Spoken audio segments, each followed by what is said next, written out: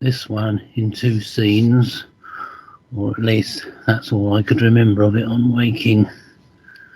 I appeared to be with 3 or 4 others I could not identify on the ground floor of a very large restaurant area.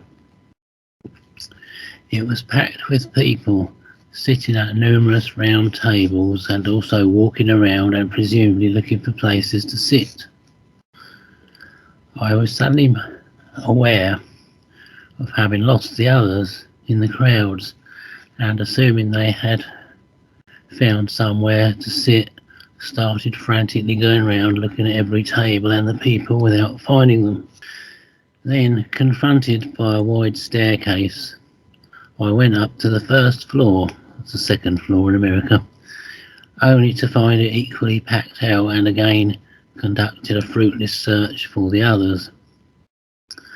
The scene changed and I seemed to be outside, up on a flat roof of what I assumed was the same building. It seemed in fact to be leading to a setback. That is, there was at least another floor or more I was aware of out of my line of vision, but standing behind me as far as I could tell. I was either sitting or crouching at a corner of the building, and at one point I looked down and could see the street 2 or 3 floors below. Where I was, the roofing seemed to be a bit erratic in construction, composed almost of what looked like overlapping stretches of different materials. Immediately in front of me, running parallel to the side of the building facing the space between it and, I assume, though could not see, the neighbouring building, was a roughly half-metre wide strip of some kind of light-coloured wood, maybe thin plywood even, running off as far as the view I had allowed, and I seemed to be hard at work unscrewing it. I had a large flat bladed screwdriver and had unscrewed 4 long screws, leaving them in situ, I guess, on the last little bits of thread, leaving about 4 inches visible. They were about 6 inches apart, roughly 15 centimetres. Then something made me change my mind, and I was about to screw them back in again when the dream ended. And thoughts on this.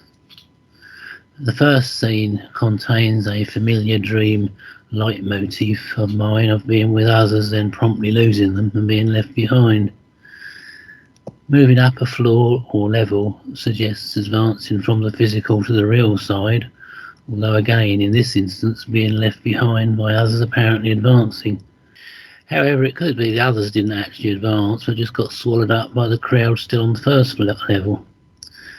Either way, I seemed to go up at least 1 more level, finding myself on the roof of at least the previous level. Obviously, more levels, perhaps an infinite number, are still waiting to be achieved, hence the part of the building as yet out of sight. My messing about with the screws suggests stagnation on my part, but in the end, perhaps the determination to stop faffing about, tidy up, and to try and move on, onwards and upwards. And that's the first one. I don't know whether Duane wishes to comment on that at all. Well, that's very good, Peter. And yeah, all of us screw around once in a while, don't we? So yes, we do. And so, you know, you got that personal side in there too. It's okay. Just remember, you're the sun shining, and it's focus and intent overall. And in the meantime, you're going to go through a lot of funny things with your personal self, but the real you is the decider. So, and again, you're young at this, okay? You give it time. Give it to 10, 20, 50 years, 100 years. What does it matter? You know about the is, so you're doing fine. Thank you for sharing. Go ahead.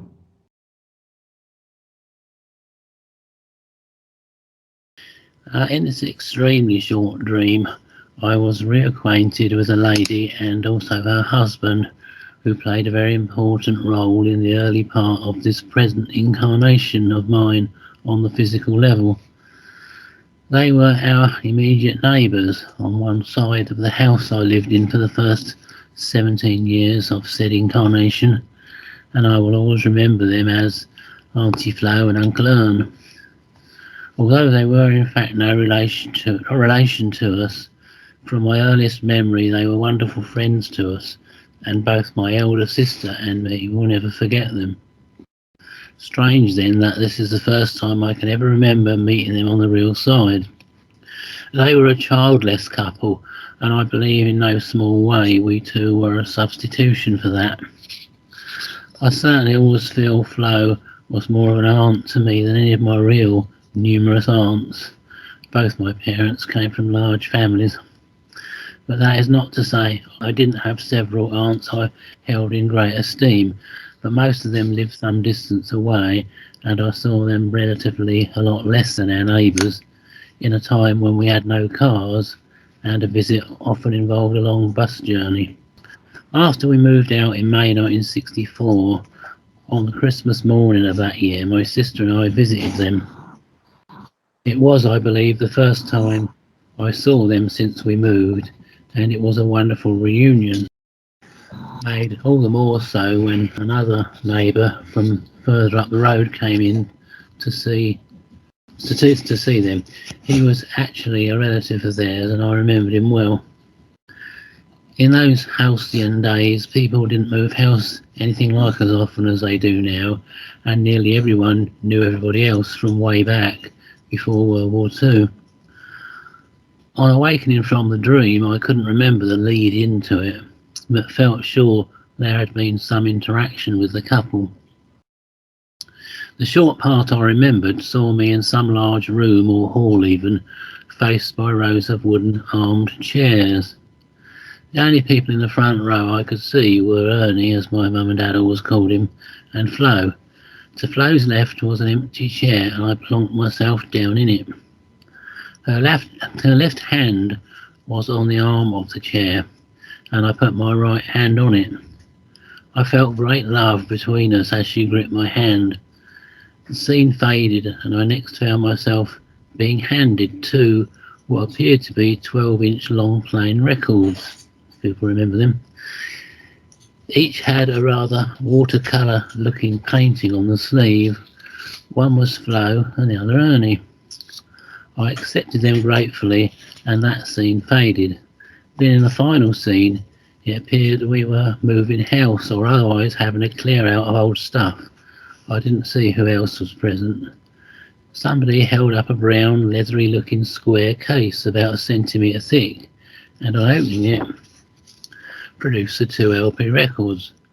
I quickly said not to throw them away. I wanted very much to keep them, and the dream ended. And thoughts. My immediate thoughts on awakening centred on around how wonderful it was to see them again after all these years. I believe it was not long after that wonderful 1964 Christmas morning that Flo became very ill, and my mother, sister and I went to visit her in hospital. As we left her, I turned to look at her, and I could see in her eyes she knew we would never see each other again, at least in this world. It is an image I shall never forget. I believe Ernie subsequently remarried, much to my mother's disgust. We never saw or heard from him again. Some time ago now, somebody, I can't remember who, told me an aunt of mine was keeping an eye on me from the real side, and I often wondered which one of the very many it was. It's only now occurred to me that it might well have been Flo, a truly loving aunt in every way, if not so-called actuality. And this reunion on the real side and the love I felt makes it most likely to my mind. With this dream and my many other seemingly increasing numbers of dreams involving my parents lately, it's hard not to think they may be getting me ready to meet them again. I am of an age now when I could transition at any time, if others are to go by. An idea that has always excited me, the greatest adventure of all, but it is tempered with the desire to not leave anybody in the what's it, or things left undone which haven't yet been resolved. This is my ultimate tap line, as I am well aware, and I somehow need to sever it before I do go, which certainly seems to be a regular suggestion in the dreams the real universal guides are getting me to have the ultimate dilemma, the ultimate karma.